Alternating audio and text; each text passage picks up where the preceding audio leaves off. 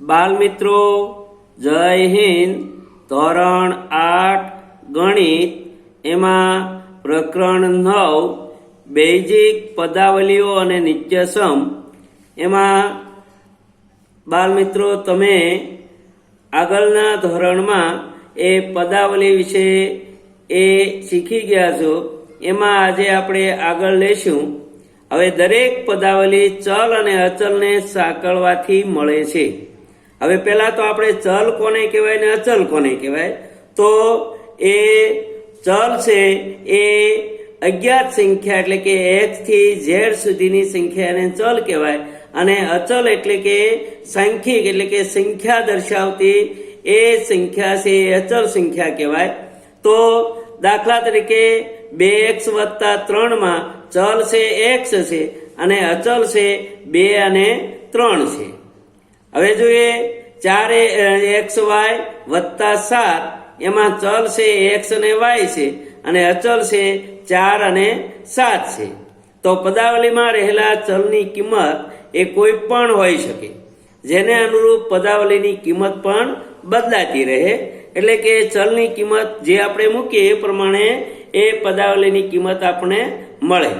દાખલા તરીકે પદાવલી છે 2y - 5 માટે સમજીએ તો y બરાબર આપણે 2 લઈએ તો 2y - 5 બરાબર અહીંયા y ની કિંમત 2 મૂકીએ એટલે 2 × 2 - 5 બરાબર 2 × 2 એટલે 4 - 5.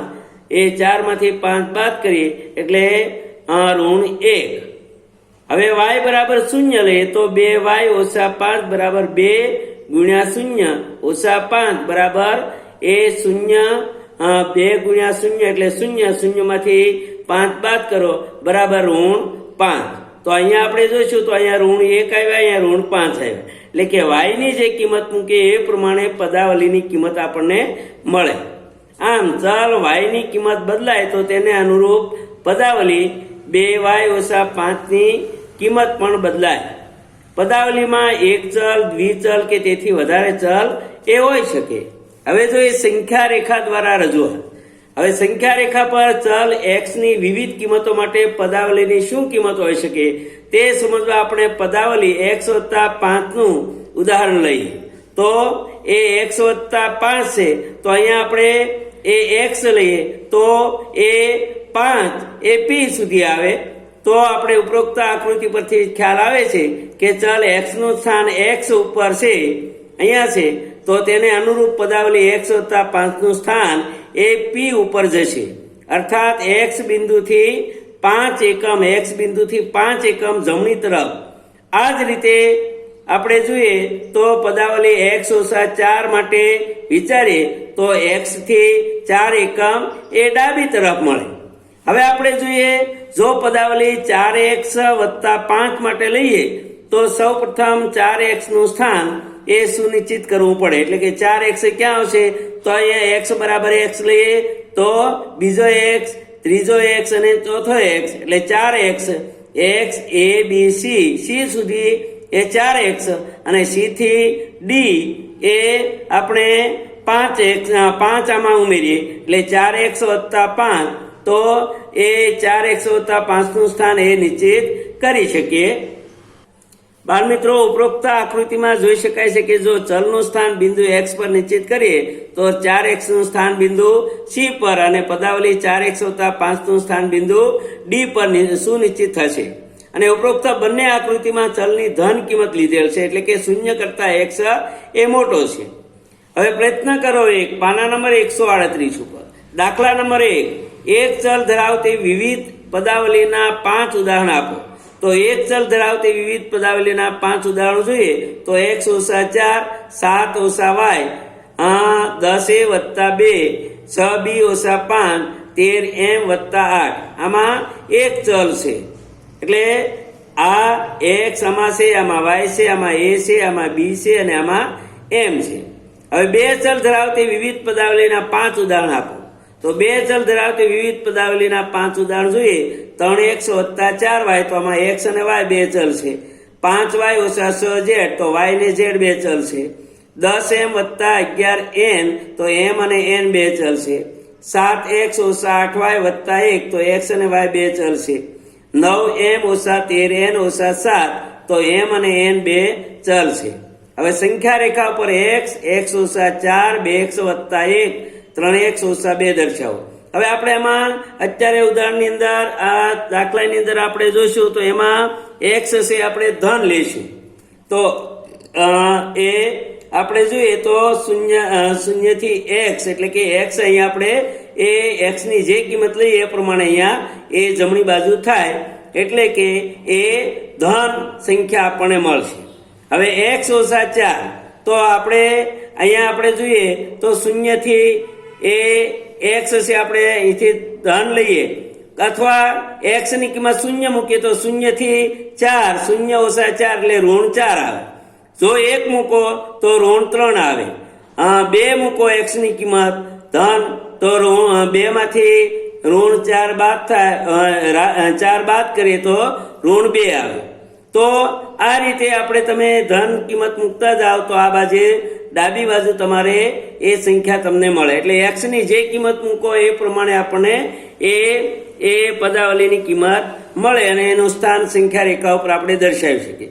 જો 4 મૂકો તો 4 માંથી 4 જાય એટલે 0 તો અહીંયા 0 ઉપર આવે.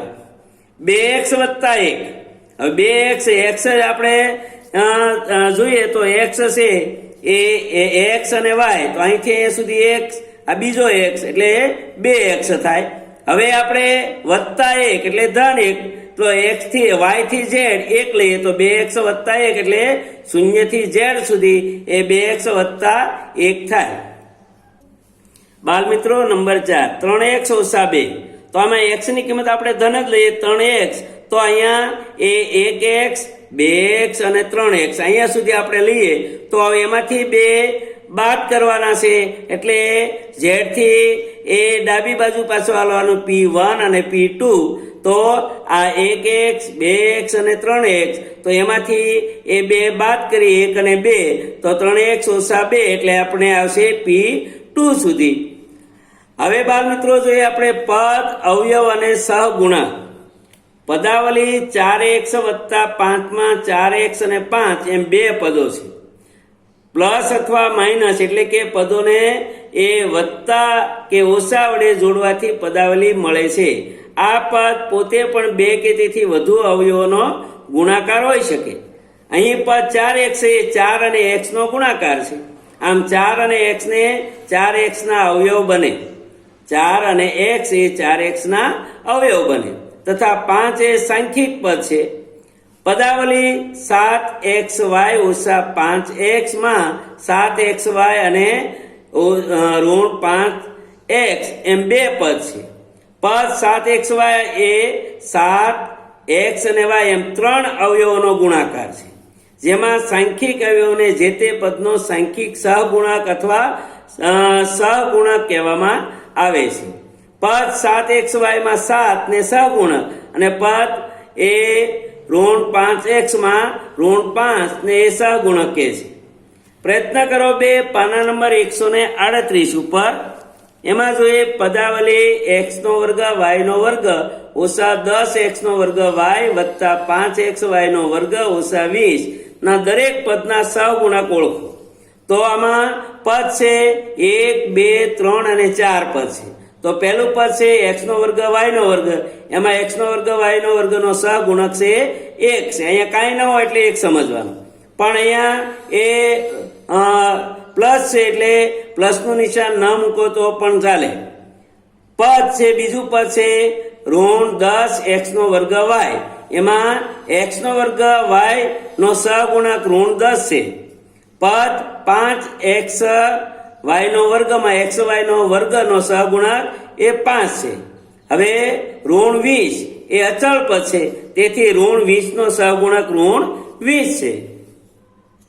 હવે જોઈએ બાળ મિત્રો એકપદી દ્વિપદી અને બહુપદી.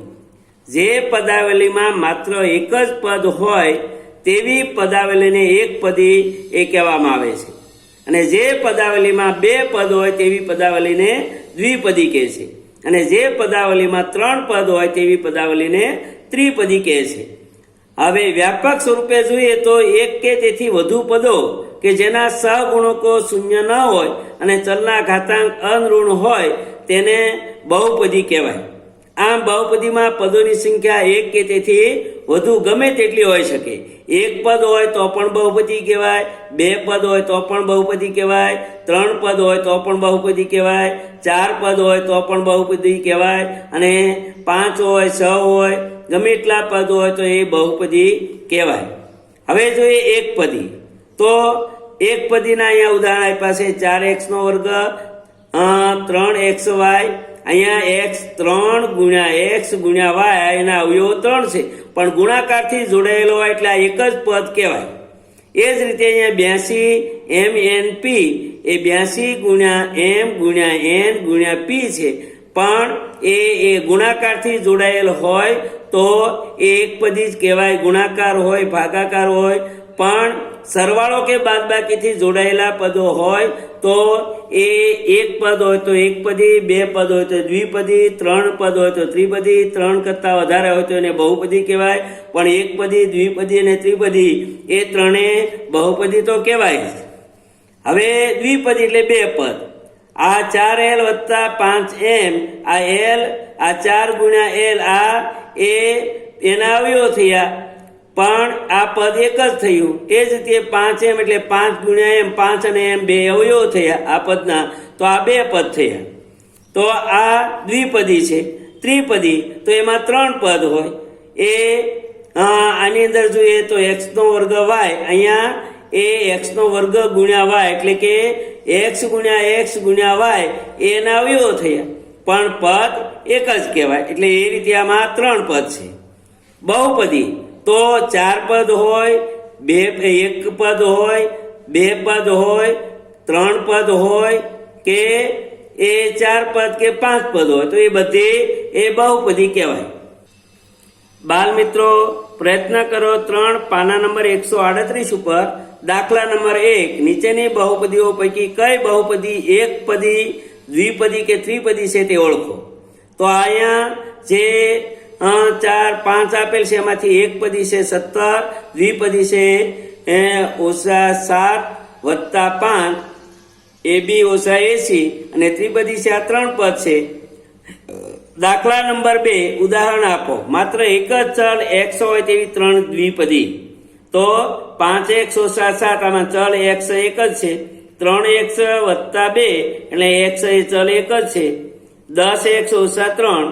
હવે ચલ x અને y હોય તેવી ત્રણ દ્વિપદી. દ્વિપદી એટલે બે પદ. તો 3x વત્તા 4y, 5x - 3y, 10x - 7y. તમે આ સિવાયની પણ એ દ્વિપદી એ લખી શકો. અહીંયા તો ઉદાહરણ રૂપે જ આપેલ છે. ચલ x અને y હોય તેવી ત્રણ એક પદી. તો xy બે હોય તો એ બેનો ગુણાકાર. તો 5xy આ ગુણાકાર છે. આ ત્રણ અવયવ થાય, પણ પદ એક જ છે એટલે એક પદી કહેવાય. ઋણ 7xy, 9xy. 4 કે તેથી વધુ પદો ધરાવતી બે બહુપદી. તો 3x નો વર્ગ વત્તા x નો ઘન ઓછા 4x ઓછા 5, 5x નો ઘન ઓછા 3x નો વર્ગ વત્તા 5x વત્તા 7. તો આમાં 4 એ પદો છે. હવે જોઈએ સજાતી અને વિજાતી પદો. સજાતી પદો કોને કહેવાય? તો કે જે પદોમાં ચલ સમાન હોય, ચલ સમાન હોય અને સમાન ચલના ઘાતાંક પણ સરખા હોય, એટલે કે ઘાત પણ સરખા હોય તેવા પદોને સજાતી પદો કહેવાય. પછી એ ધન હોય કે ઋણ હોય એ આપણે જોવાનું નથી, પણ એ ચલ સરખા હોય અને ઘાત સરખા હોય. તો અહીંયા આપણે જોઈએ 7x નો વર્ગ ઓછા 5x નો વર્ગ. x નો વર્ગ સરખા છે. પછી સહગુણ ગમે તે હોય, એ ધન હોય કે ઋણ હોય એ નિશાન આપણે જોવાનું નથી, પણ ચલ બેમાં x છે અને ઘાત બેના 2 છે એટલે આ સજાતી પદો કહેવાય. પછી અહીંયા 6xy નો વર્ગ z અને બીજો છે ઓછા 8xy નો વર્ગ z. તો અહીંયા નિશાન આપણે ધન છે કે ઋણ એ નથી જોવાનું, પણ આપણે જોવાનું છે આ ચલ છે એક સરખા હોવા જોઈએ. તો અહીંયા x છે, અહીંયા x છે, y નો વર્ગ છે, y નો વર્ગ છે, z છે, z છે. વિજાતી પદો જે પદોમાં ચલ અસમાન હોય અથવા સમાન ચલના ઘાતાંક સરખા ન હોય તેવા પદોને વિજાતી પદો કહેવાય.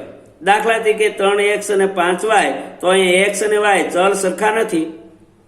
પછી એ ઋણ 4x નો વર્ગ અને ઋણ 4x, તો અહીંયા x નો વર્ગ છે, x છે, ચલ સરખા છે પણ ઘાત સરખા નથી. અહીંયા 2 છે અને અહીંયા 1 છે, એટલે એ વિજાતી પદ કહેવાય. બાલ મિત્રો, નીચેની પદાવલીઓનું અવલોકન કરો. આ પદાવલીમાં જોશો તો ઉપરોક્ત પદાવલીઓ પૈકી સજાતી પદો લઈએ તો એ 7x, 14x અને ઋણ 13x આ સજાતી પદો છે, કારણ કે એમાં ચલ છે x છે, x છે, ત્રણેયમાં ચલ x છે, ઘાત પણ 1 છે એટલે સરખા છે. પછી 5x નો વર્ગ અને ઋણ 9x નો વર્ગ, x નો વર્ગ સરખા છે.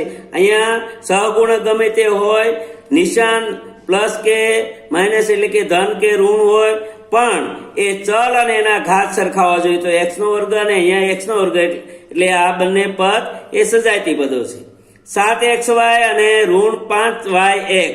હવે અહીંયા x ગુણ્યા y કયો અથવા y ગુણ્યા x, ગુણાકારમાં ક્રમનું મહત્વ નથી, એટલે xy કહીએ અથવા yx કહીએ તો એ ચલ બંનેની અંદર સરખા છે, એટલે એ સજાતી પદો છે. વિચારો શા માટે 7x અને 7y સજાતી પદો નથી? કારણ કે આમાં 7x અને 7y એની અંદર અહીંયા x છે, આ y છે, બે ચલ સરખા નથી, એટલે કે ચલ સમાન નથી, માટે 7x અને 7y એ સજાતી પદો નથી. નંબર 2, શા માટે 7x અને 7xy સજાતી પદો નથી?